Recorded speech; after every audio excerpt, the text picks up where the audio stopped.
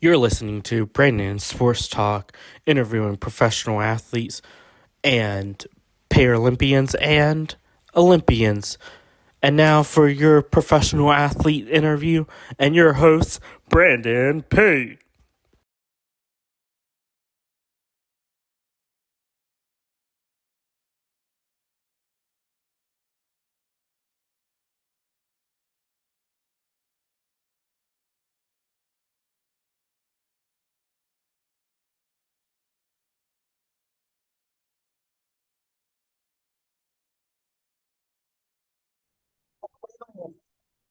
Welcome back to Brandon Sports Talk. In today's episode, I have the privilege to interview the USA Paralympian wheelchair basketball player Becca Morgan. How are you doing today? I'm good. How are you? I'm doing good. Can you talk about how you knew that you wanted to play for professional basketball?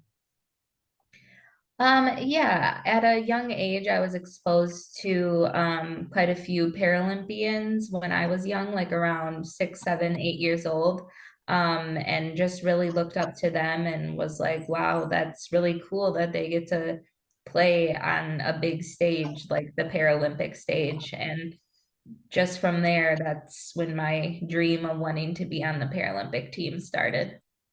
Of course, what was that like going to college at Wisconsin Whitewater to play collegiate basketball? I was fortunate enough that the UW Whitewater women's wheelchair basketball team started my freshman year of college, and it's always been my home away from home. I went to a lot of their wheelchair basketball camps during the summertime and stuff. So it was a blessing, I guess, and I just really enjoyed my time there playing for Whitewater. How was that experience playing for Whitewater and getting to put on that uniform for them? Um, Amazing. Being able to build the team from bottom up, just makes the national championships that we won so much sweeter because you knew like where that team started from. What was that experience like, as you said, having that program be the first when you came there and building that program up? What was it like? Hmm. It was hard work for sure. Just trying to, get the amount of girls that we needed for the team and then to grow the team and make it be a competitive team, because Whitewater is a D3 school and we were competing against like D1 schools such as the University of Alabama and things like that. So, I mean, it was hard work, but like I said, to build it from the bottom up and then to win 3 championships at the end of my career there was just an amazing experience. How was that experience like going to teams like Alabama and getting to play them in wheelchair basketball too? It was a lot of fun. I love traveling. So, you we don't have close teams to play. Our closest team at the time was the University of Illinois, which is still like a 4-hour drive. So, I mean, it was definitely a lot of driving. We took a bus everywhere, down to Texas, down to Alabama. So, but to play those teams and to help build the women's division, to have another team, I really enjoyed the experience. At a young age, what was it like getting to play for the Milwaukee Wizards? I enjoyed my time with that team as well. That team started recreationally, and then the parents kind of created a parent board and helped get the team to be able to compete competitively, where we joined the NWBA and then got to play teams all around the United States. And yeah, that just, was a great experience at the time being young, like a elementary, middle, and a high schooler to have that experience to be able to travel the United States was pretty awesome. What was it like for you to train and prepare to one day make the Team USA Paralympic team?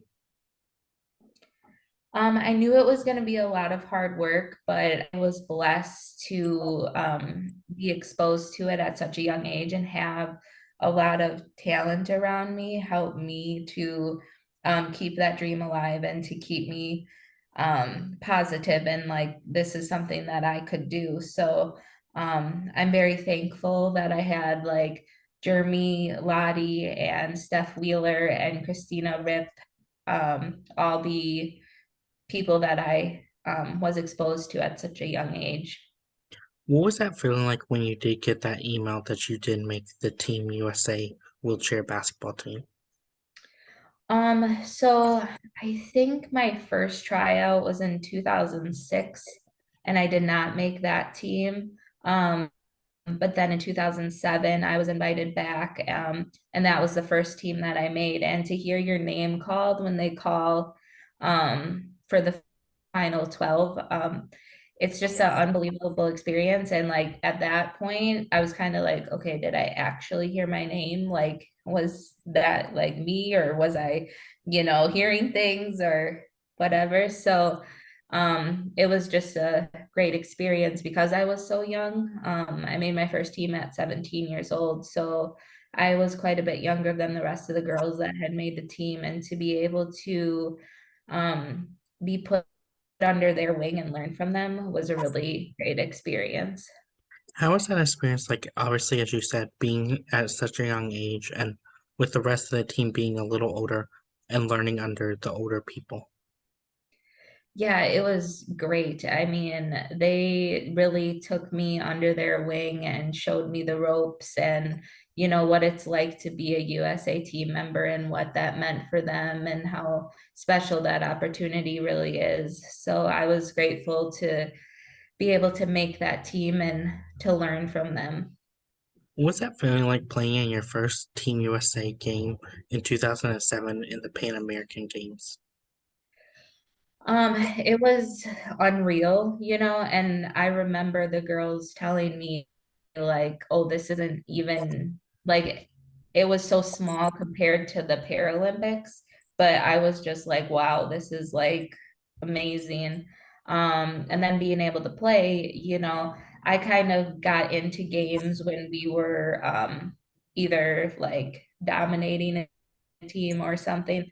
So I would get playing time then, but I knew that my time would come. I just had to work hard and, take the opportunity that I was getting at that time to when I got out on the court to keep that, momentum going.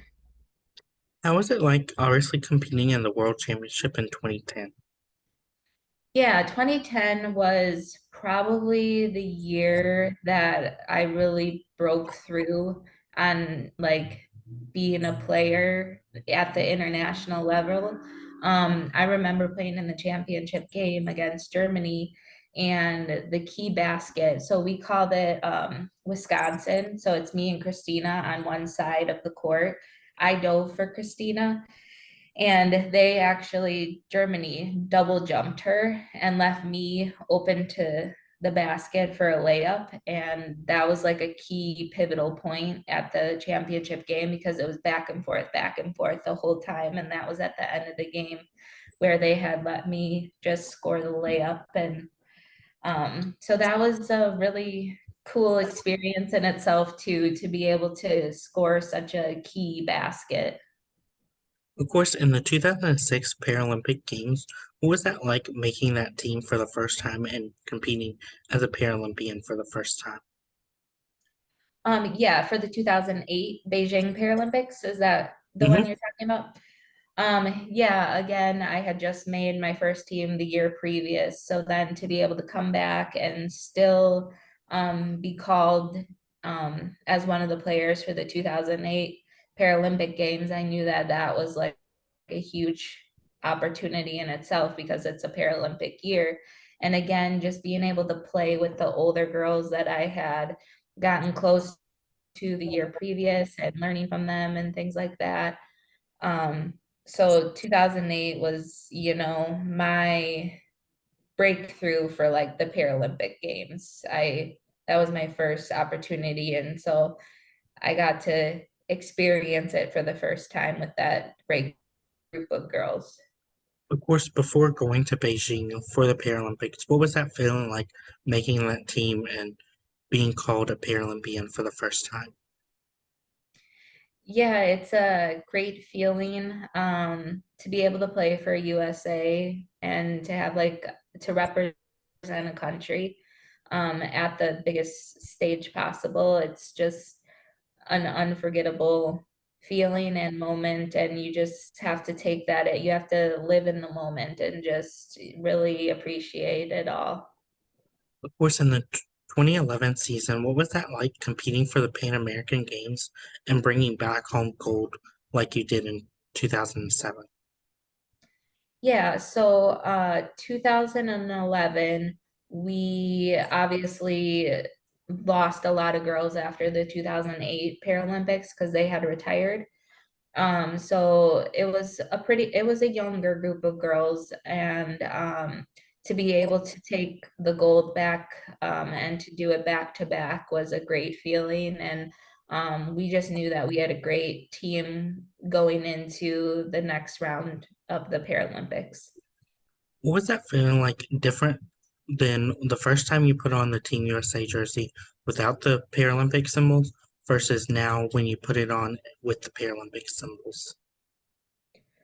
Um, I look at it as, it's a growth, that we're growing the sport and the recognition for the Paralympic Games to be able to have that Paralympic symbol now on there is a pretty awesome experience.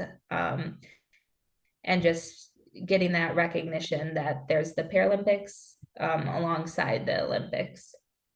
How was that experience like putting on that gold medal around your neck, knowing that all of your hard work in 2008 paid off? Yeah, that's my first Paralympic gold medal, and it was quite the experience getting that gold medal around your neck in 2008. It's almost like a dream, when you're standing there about to get the gold medal, like just all your hard work and sacrifice and everything paid off for this moment. Of course, after that 2008 season, leaving the Paralympics in Beijing, what was the preparation and training like to prepare for London in 2011? Yeah, so after the Paralympics, we obviously, kind of take a break because it's a lot of training and everything. But then going into the next, 4 year stint, we knew that we were going to have like a newer, younger team. So we had to build that team chemistry and all of that because I believe that that's just as important as, the talent that's on the floor is to build that connection with each other. So that was probably one of the main focuses, I would say, is just being able to build that team chemistry with, the newer players that were going to be joining the team. How was that experience like getting to travel London and getting to compete at the Paralympics and having your family and friends there to see you? Yeah, London was a great experience in itself. It was more my generation, 2012 was. And so it was awesome to be able to play along the people that I played against in college and created this great friendship with and things like that. And then, yeah, my family was able to get to 2012 London. They weren't able to make it to Beijing, but they got to make it to London. So that was really cool to be able to have them there and to not only experience the games with them, but to be able to like experience a different country and that sort of thing with them. What are some of your favorite memories and moments competing in the Paralympics in London, Rio, and Beijing? Some of my favorite moments. Hmm. Um, Obviously, winning gold medals in Beijing and Rio were at the top of the list. And being able to celebrate with the team, afterwards, you kind of have this relief for what I mean, it's fun and exciting to do it, but to think of everything that the team has to put in to get to that point, you finally get to just like breathe and have fun with each other, like go out and celebrate all of the years preparation that you did to get to that point. What was that feeling like being at the Paralympics and knowing that all of your hard work paid off and seeing that symbol representing the Paralympics? Yeah, it's an unbelievable, it's you can't even I can't even put it into words really, to win a gold medal and what it feels like. Um, it's just very like it's a great accomplishment and not many people can say that they've done it. How is it like knowing that you are a gold medalist as a Paralympian? It's great. I really enjoy it, but I would say the thing I enjoy most about it is just being that role model and um that person that the next generation can look up to, because I know what that meant for me when I was that 6, 7, 8 year old. And I had like the experience to meet Paralympians and to take pictures and talk to them and things like that. So I really enjoy being able to do that for the upcoming generations. Of course, for you, what is it like getting to meet your fans and having them ask for your autographs and taking photos with them? Yeah, that was quite interesting because like here, especially back like when 2008 and everything was happening, um, we didn't have that so much here in the United States. But when you go overseas and people like learn your name and things like that, and they ask for your autograph, like we don't necessarily get that experience over here. So to be able to go to different countries and have them like be so excited to meet you. You don't, or at least I don't really see myself in that way. So for them to be like excited and to want your autograph and they know who you are, it's a cool experience. What was that feeling like for you when you added PLY behind your last name? Um, Again, just like with it's like part of the movement, the Paralympic movement and being, comparable to the Olympics. Like it's just another stepping stone now that we have that opportunity to have that alongside our name. What does it mean for you to represent Team USA in wheelchair basketball?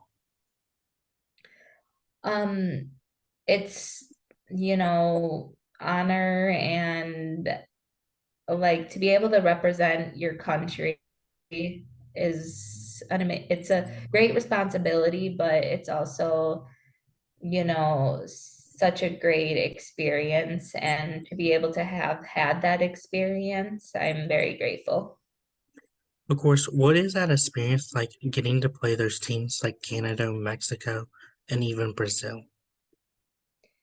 Yeah, I have made friendships and things like that from all around the world and different teams. You're competing on the floor, but then once you're not competing, we all, have respect for each other. And it's really cool. Like after the games, the athletes center kind of becomes like a party where people can exchange clothes and, do all that stuff with each other, and people really like get to know one another. So, yeah, I'm very grateful to be able to meet people from all around the world and, meet friends and even really great friends from different countries. What was it like, obviously, in the Paralympic Village, getting to meet different people from different countries and even maybe even from Team USA, getting to meet different athletes from Team USA? Yeah, it's really cool. Even training at the Colorado Springs Training Center, we run into, Olympians just eating at the dining area and things like that. So, I mean, it's a great experience. You get to learn different cultures and meet people from all over the world. I think it just gives you a broader view of the world, instead of just living in your little bubble of the world, you get to experience the world. Of course, what was that like getting to meet those people that you looked up to in the sport and seeing them at the Paralympic level? It's very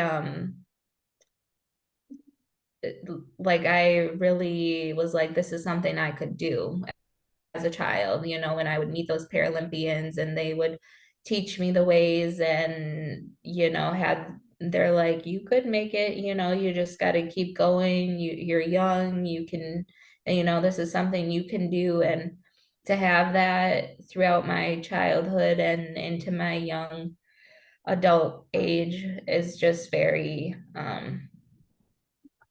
it's very, like I'm very thankful I had that opportunity. What are some of your game day routines and rituals like? Um, Game day rituals, Hmm. is that what you're asking? I actually try not to get too into those because I just think, if you have your set routine and say something like happens and you can't like do that ritual or whatever you have, um, I feel like that could be more of a mind game. So I listen to my music, when I get on the bus, but I don't do a whole lot of game. I just I like to get there early and take my time and not feel rushed or anything, but I don't really do anything too crazy before the game. Of course, how is that like obviously competing alongside some of your teammates like Alana Knowles and Megan Blunt? Yeah, I've met some really great people. Each team I've competed with, it has like a special place in my heart. It's an experience that you have with a group of 12 girls that nobody else has. They don't know the journey that you went on, like, the practices, the hard work, the blood, sweat, and tears that you all go through. So I'm forever blessed for each team that I've gotten to have that experience with, and I've really have built some really great close friendships with a lot of those girls. Who are some of the influential people in your career that have shaped you into the basketball player that you are today? So this list could like go on forever because I've had like the greatest opportunity to be involved with so many great people. Um, so, as a young player, I had my junior coaches. So like I got to play under Opie, Jeremy Lottie. And then I was also exposed to like Steph Wheeler and Christina Rip nearby. So that was really cool. Um, and then, yeah, just everybody I think I've come in contact, with has had some sort of um, influence on my life. And I wouldn't have had the opportunity to work or play for Whitewater if it wasn't for Tracy Chenoweth. So he's like a big part of my basketball career idols. So yeah, I mean, I have a lot of them, but those are like a few that really kind of stick out. What is that feeling like knowing that all of your hard work paid off and you made your Paralympic dream happen not just once but 3 times? I'm very grateful is a word that comes to mind.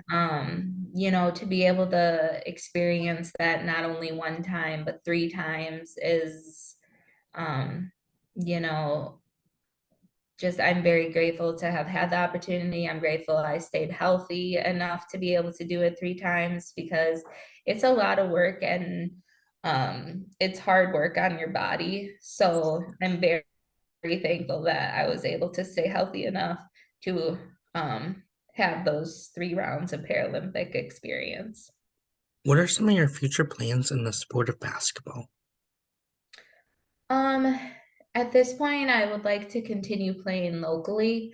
Um, and I would like to give back by, helping the younger generation exceed or meet their dreams that they would like to do, be it if it would be coaching or something. I haven't landed anything yet or anything, but I would like to give back to the sport in that way.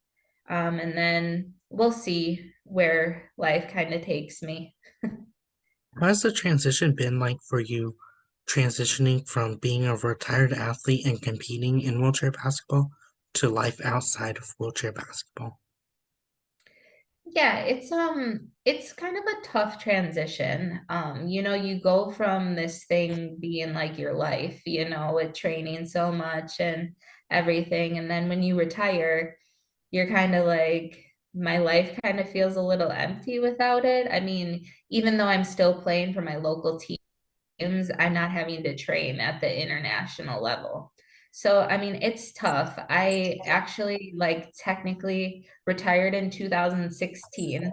And then I did have a stint where I came back in 2019 and was hoping to go to the 2020 Tokyo Games, but then COVID kind of happened and messed up my plans a little bit. So then I re-retired. And I would be lying if I didn't say I didn't have an itch to go back. I just, now in my life, I have other things that I want to make more of a priority. So trying to juggle those things to make it all work is a little bit harder than what it was like before. What advice would you give those people that are looking to compete on the college level in wheelchair basketball? If they want to compete at the college level, you got to do well in school so that you can get into the college that you would like. And to not let anybody really tell you that your dreams are impossible. If it's something that you want to do to play in college, go for it. But like I said, you'll have to keep your grades up and do well in school in order to make it into, the University of Alabama or the University of Illinois and things like that. So you got to take the fun basketball playing also with the school aspect of it. What advice would you give those people that are looking to make the Paralympics for the first time or even multiple times like you have? Yeah, again, I just always say, go for your dreams. Don't let anything stop you. It might seem like this outrageous, like I don't think that's in my future when you're like a young kid or something. But if you work hard and you really take the advice of, people that have come before you and things like that, it's definitely possible. What advice would you give those Olympians and Paralympians going through the process of retiring from the sport that they love and outside of the sport? I would say for retiring, really know yourself and be kind to yourself because it is quite a transition. Like I said, you go from this thing kind of being your life to retiring, and you might have to mold it a little bit. You might now be like a coach or a mentor instead of being like the player. But yeah, do what you feel and don't let other people either talk you into continue playing or into retiring earlier than what you would like to retire. Like really, take that moment to ask yourself like what do I want? That's great advice. Where can my listeners find you at on social media? I have a Facebook, so and I would say that's my platform I use by far the most. So if you just look up Becca Murray on Facebook, you can find me there. Thank you again, Becca Murray, for your interview and best of luck in your future wherever it may hold you. Thank you. You can find Brandon Sports Talk on Facebook at Brandon Sports Talk, Instagram at Brandon Sports Talk, Twitter at Talk_Brandon, and you can find me on YouTube at Brandon Sports Talk. Don't forget to like, comment, and subscribe. Thank you again, Becca Murray, for your interview and best of luck in your future. Thank you. You've been watching Brandon Sports Talk. Please feel free to like, share, and subscribe to Brandon Sports Talk on social media and on YouTube.